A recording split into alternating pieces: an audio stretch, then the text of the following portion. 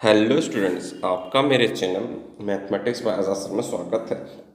और आपने अभी तक मेरे चैनल को सब्सक्राइब नहीं किया है तो चैनल को सब्सक्राइब कर लें, बेल आइकन को प्रेस कर लें। तो बेटा आज हम आपकी 8वीं क्लास की गणित की वर्कशीट नंबर 33 करने वाले हैं, जो कि 4 फरवरी के लिए।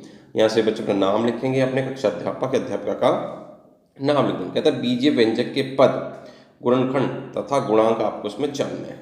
बीजीय व्यंजक के पद, गुणनखंड तथा गुणांक। ठीक है, कहता आप बीजीय व्यंजक के बारे में पढ़ चुके हैं। बीजीय व्यंजक के पद, गुणनखंड तथा गुणांक होते हैं। बीजीय व्यंजक के क्या होते हैं? पद होते हैं, गुणनखंड होते हैं और गुणांक होते हैं। आइए इसे समझते हैं। बीजीय व्यंजक में एक या एक से अधिक पद होते हैं। बीजीय व्यंजक में एक पद भी हो सकता है या एक से अधिक पद भी हो सकते हैं। ठीक है, बीजीय व्यंजक में पद जमा और घटा के द्वारा अलग होते हैं। बीजीय व्यंजक के जो पद होते हैं जमा और घटा के द्वारा अलग होते हैं। ठीक है, एक पद में एक या एक से अधिक गुणनखंड होते हैं। एक पद के अंदर एक या एक से अधिक गुणनखंड होते हैं। पद के गुणनखंड को उसी पद के दूसरे गुणनखंड का गुणांक कहते हैं। पद के गुणनखंड को उसी पद के दूसरे गुणनखंड का गुणांक कहते हैं। ठीक है जी, इस बात को यहाँ पे इस लाइन को अच्छे से समझिएगा, इसकी जरूरत पड़ेगी। पद के गुणनखंड को उसी पद के दूसरे गुणनखंड का गुणांक कहते हैं। ठीक है, दूसरा गुणनखंड होगा उसका गुणांक होगा। बीजीय व्यंजक में पदों का समूह होता है और समूह में पद के गुणनखंड होते हैं, और ये गुणनखंड चर और अचर रूप में होते हैं।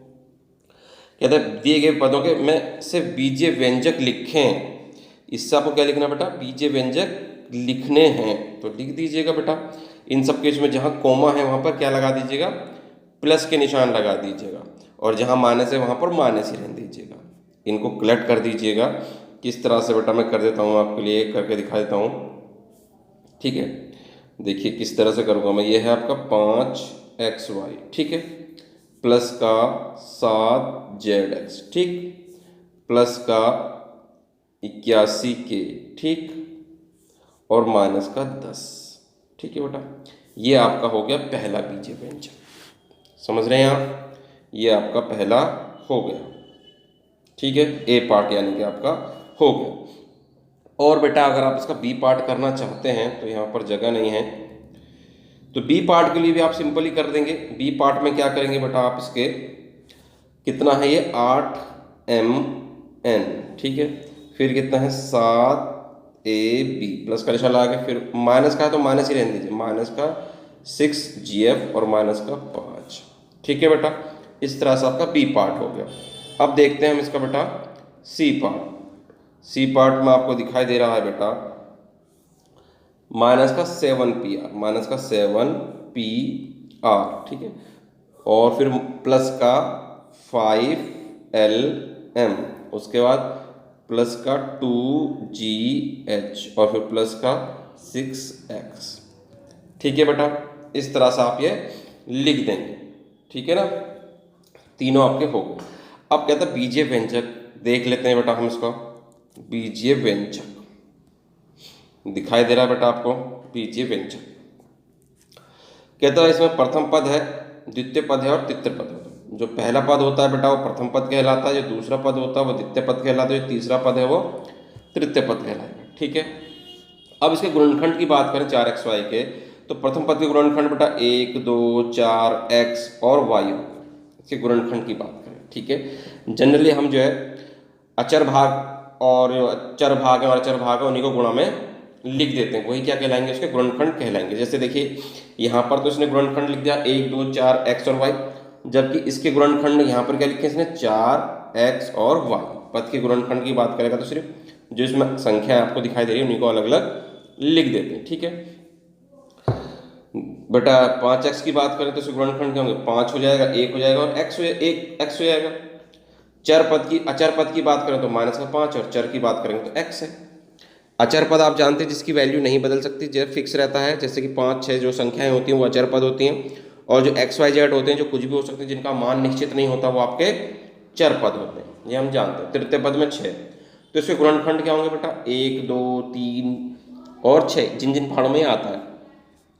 पद का अचर भाग की बात करें तो अचर भाग क्या है बेटा? इसका 6 है। ठीक है, अचर भाग क्या है? 6 है। आइए आओ पद, गुणनखंड तथा गुणांक ज्ञात कीजिए। अब इनके पद देखकर और गुणनखंड और गुणांक देखते हैं बेटा। प्रथम पद बेटा 4xy ले लिया है, इसके गुणनखंड देखिए 4x और y, 4x और y, ठीक है।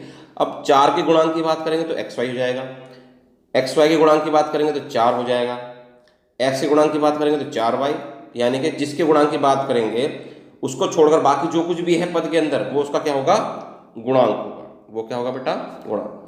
जैसे y का गुणांक की बात कर रहा है तो y को छोड़ के क्या है पद में, xy, तो xy क्या है इसका गुणांक, ठीक है बेटा।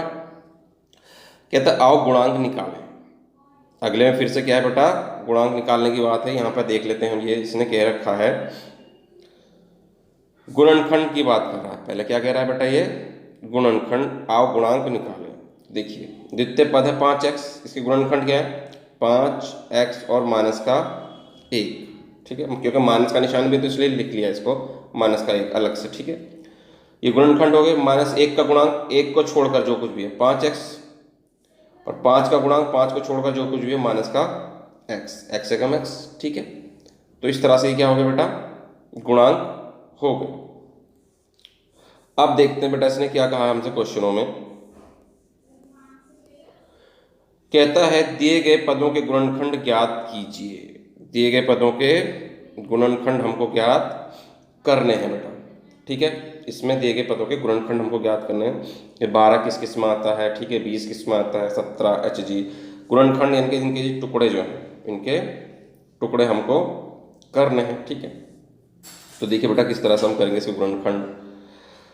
पहला देखिए 12xy, तो 12xy के क्या हो जाएंगे बेटा, 12 हो जाएगा, x हो जाएगा और आपका कौन सा हो जाएगा बेटा, y हो जाएगा, ठीक है। अब दूसरे की बात करें तो उसमें क्या हो जाएगा बेटा 20 कॉमा a और कौन है बेटा b, ये इसके क्या है गुणनखंड। तीसरे की बात करें तो बेटा 17 h कॉमा h और आपका कौन सा बेटा g, ठीक है, ये हो जाएगा। अब चौथे की बात करते हैं बेटा 50xy xvz, कितना बेटा 50xvz, तो इसके गुणनखंड क्या हो जाएंगे बेटा 50xv बेटा v, y नहीं v, और ये क्या है z, ठीक है। और इसके गुणनखंड में क्या आ जाएगा बेटा, इसके गुणनखंड में आ जाएगा आपका माइनस का 1 अलग कर लेंगे, 40 m और n बेटा, कितना n, ठीक। और 24 x स्क्वायर y में क्या आ जाएगा बेटा 24 comma x square comma y, ये इसका क्या है बेटा गुणनखंड है। f g h के अंदर बात करेगा तो बेटा 15 f g और क्या है बेटा h, ये इसका क्या है गुणनखंड है, अलग अलग जो भाग है इसके, ठीक है। तो उम्मीद करते हैं बेटा आपको अच्छे से में आ गया होगा। अब देखते हैं आगे क्या पूछा है उसने हमसे। आगे पूछा है बेटा उसने हमसे दिए गए पदों के अचर भाग की ज्ञात है। अचर भाग यानी कि जो फिक्स होते हैं, जो बदल नहीं सकते, हम जानते हैं जो कांस्टेंट संख्या होती है वो उसके क्या होते हैं अचर पद होते हैं, ठीक है बेटा। तो हम लिख देते हैं अचर पद इसके, देखते हैं इसको 23xyz का अचर भाग कितना है बेटा, इसका अचर भाग है कितना बेटा 23, ये बदल नहीं सकता। 12 st का अचर भाग कितना बेटा 12, BCZ का अचर भाग कितना माइनस का 1, 79 के का कितना बेटा अचर भाग 79 यानी कि 79, और 15 j का अचर भाग कितना बेटा 15, ठीक है बेटा। आगे देखते हैं अब क्या है आगे बेटा 9x का अचर भाग कितना है आपका 9x का अचर भाग है 9, ठीक है। 18 mn का अचर भाग है आपका 18 और 72 BC का अचर भाग है आपका 72, ठीक है। ये अचर भाग हो गए इसके। अब देखते हैं आगे क्या पूछ रहा है वो। अगले में पूछ रहा है दिए गए पदों के चर भाग ज्ञात कीजिए। अब चर भाग कौन से होते हैं जिनकी वैल्यू क्या होती है बेटा बदल जाती है, जिनकी वैल्यू क्या होती है बदल जाती है। तो देखते हैं बेटा इसके चर भाग क्या है जिनकी वैल्यू बदल जाएगी। चर भाग लिखने में मुझे दिए गए पदों के चर भाग, दिए गए पदों के क्या लिखने हैं बेटा चर भाग मुझे इसके लिखने हैं बेटा। तो इसका आंसर देखिए चर भाग क्या है, ASD का चर भाग क्या होगा ASD होंगे, ASD सबके सभी चर भाग हैं। इसका चरभाग कौन सा बेटा, बी एन एम, ये चरभाग है इसका, सबकी किसी की वैल्यू फिक्स नहीं है। 34 पी क्यू का कितना बेटा, पी और क्यू चरभाग है। इसका कितना बेटा, एफ जी एच चरभाग है। ठीक है, अब देखते हैं बेटा आगे पांचवें में क्या है। पांचवें का चरभाग क्या है बेटा, पांचवें का चरभाग है आपका जे और के, और छठे का 7 एक्स वाई जेड का कितना है बेटा, एक्स वाई जेड, और 24 पी क्यू आर का कितना है बेटा, चरभाग पी क्यू आर। ठीक है, चरभाग कौन से होते हैं, जिनकी वैल्यू बदल सकती हैं, कोई फिक्स वैल्यू नहीं होती हैं। ठीक है बेटा, इस तरह से आपकी ये वर्कशीट होगी। ये देखते हैं आगे क्या है। ये खत्म होगी बेटा वर्कशीट आपकी।